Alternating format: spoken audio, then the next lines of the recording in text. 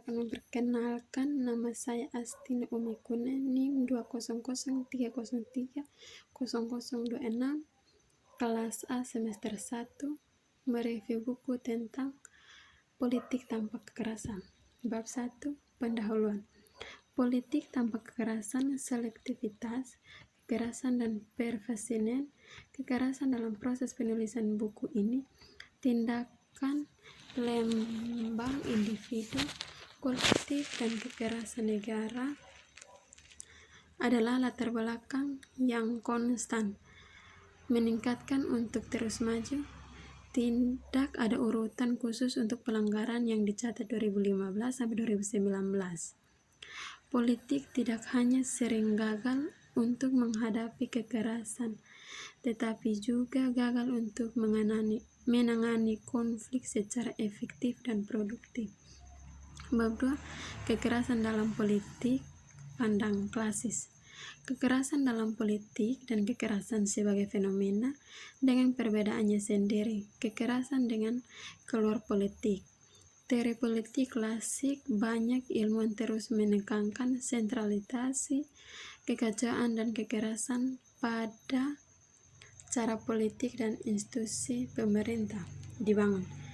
Violensi sebagian besar sebagai masalah dalam dirinya sendiri terus-menerus digunakan dalam memperhatikan perbedaannya sendiri.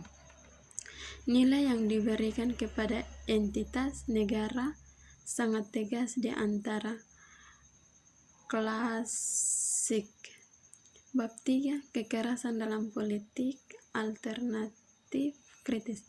Sejak abad terakhir ke-20 dan sebagai sensibilitas kekerasan dan berbagai manifestasi telah tumbuh, kita memiliki kecerdasan baru untuk menjelajahi antara kekerasan politik setelah Perang Dunia Kedua dan ingin perang.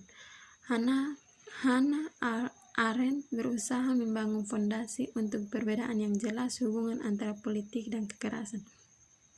Pengantar, politik dapat dibayangkan secara realistis sebagai cara untuk memungkinkan keharmonisan berkembang atau untuk memperhitungkan konflik manusia, Perang Dunia Pertama dan selama, ketidakpastian dan intens sebelumnya, dan selamanya kebangkitan Fasimene di Jerman. Periode terakhir namun bertetapan dengan Perang Dunia Baru atau Kaldor 2001 dan bentuk teror menghasilkan kekerasan.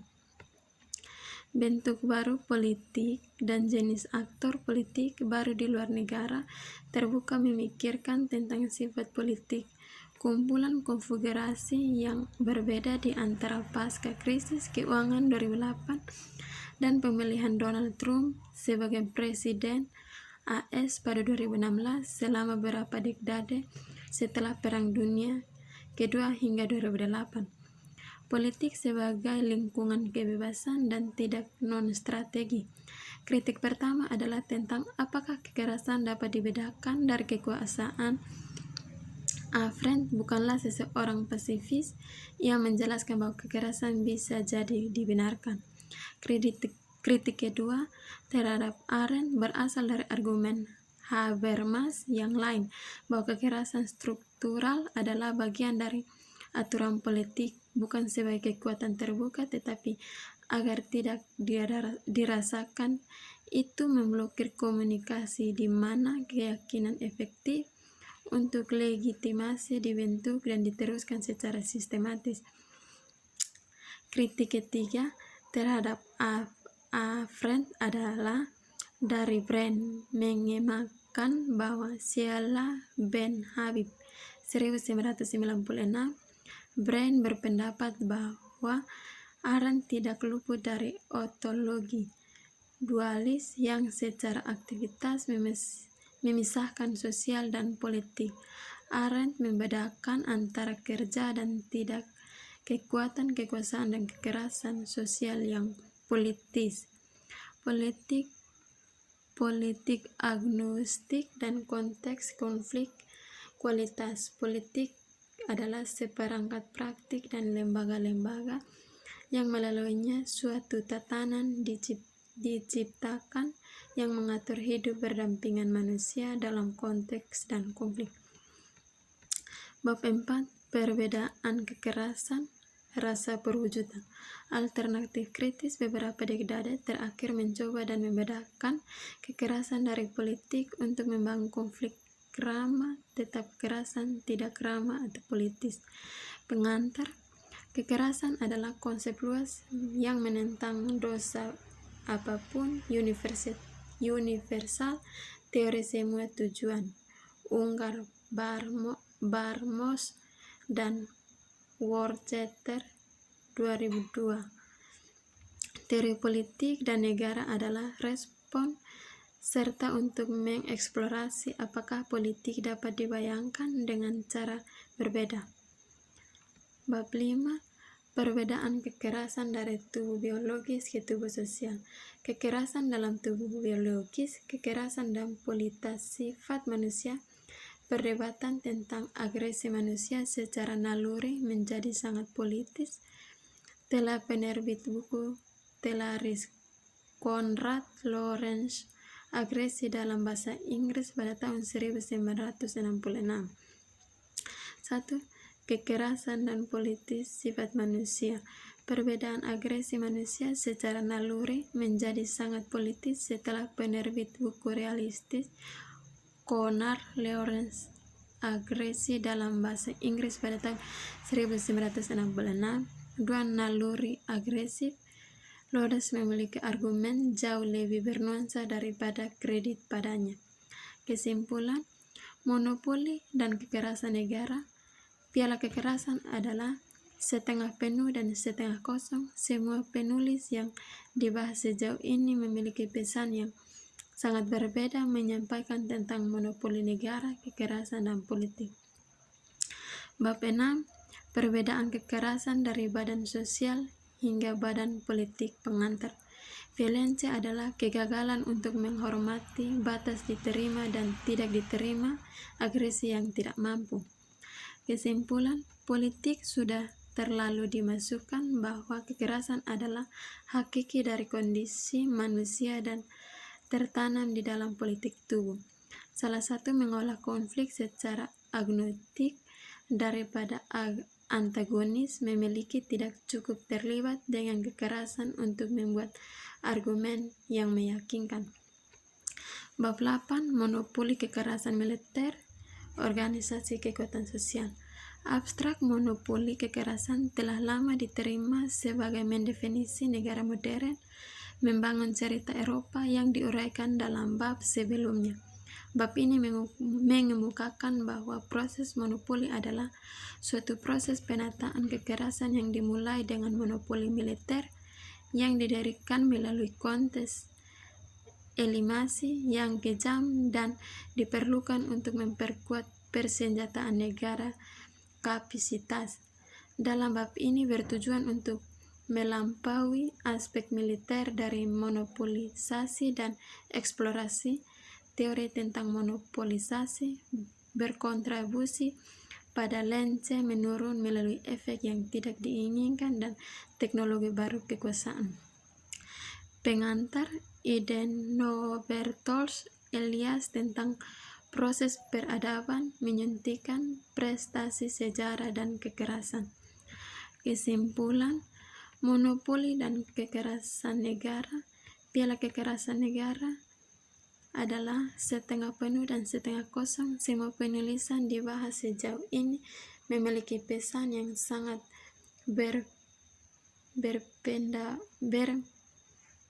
menyampaikan tentang monopoli negara, kekerasan, dan politik. Sedangkan Elias melihat implikasi untuk diri sendiri dalam masyarakat dan pengangguran kekerasan sebagai sebuah hasil fakultal dan Agamben membawa kita kembali, meskipun berbeda cara, ke negara yang didirikan secara ontologis melalui polatis biologi kehidupan di sisi lain. Bab 9. Legitimasi kekerasan. Legitimasi dan legitimasi adalah dua aspek dari negara modern yang bernuansasi kuat dan norma liberal dan demokratis. Subjektif kekerasan legitimasi yakin subjek pada keturunan tampak berkontribusi pada kesediaan untuk mematuhi kekuasaan otoritatif.